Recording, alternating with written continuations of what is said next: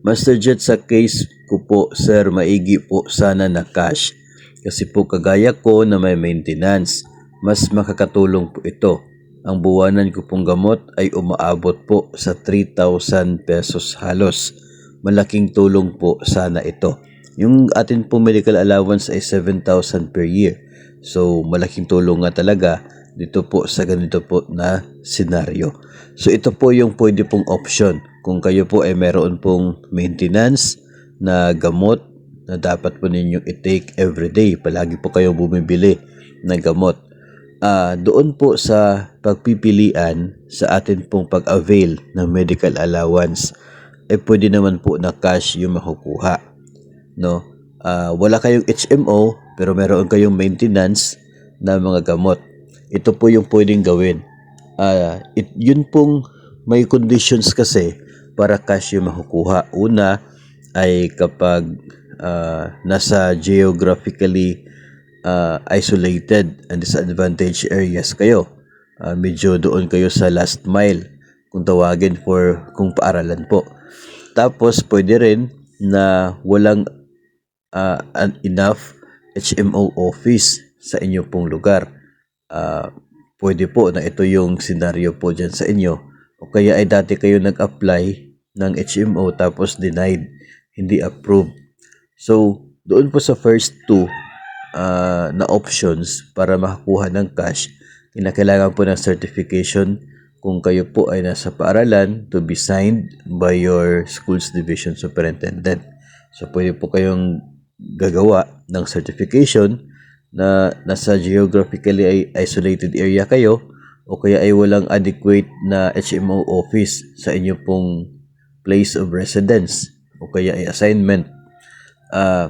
Tapos pipirmahan po yun ng SDS. Yun po ay isang basis, no, na pwede kayong mabigyan ng cash na medical allowance.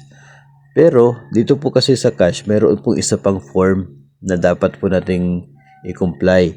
Yun pong cash claim form. So yung cash claim form ay of course nandoon po, no, kung details ng pagtanggap po natin na cash sa medical allowance. And isa po sa mga mga required na mga information doon ay yung mga medical expenses. So dito po pasok ito pong inyo pong maintenance, no, na inyo po binibili monthly.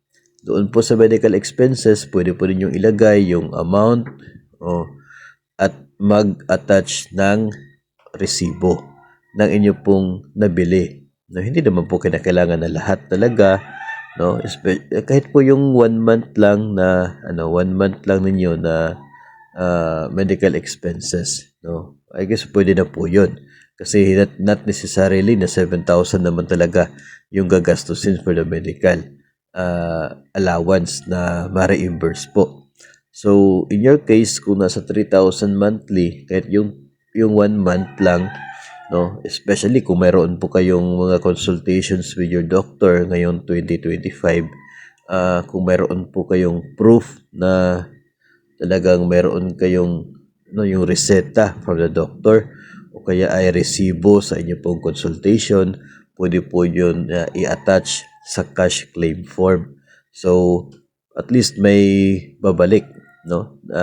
Meron kayong gastusin sa gamot monthly, tapos itong medical allowance pwede pong matanggap ninyo as a cash, yung 7,000.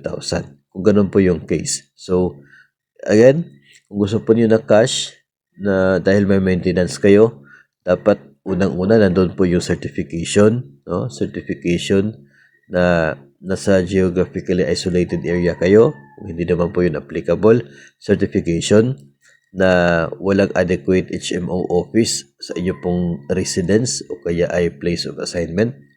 Or kung minsan yung sinubukan mag-apply ng HMO tapos denied, pwede po na yung any proof from the HMO na denied yung inyong application, pwede po yun.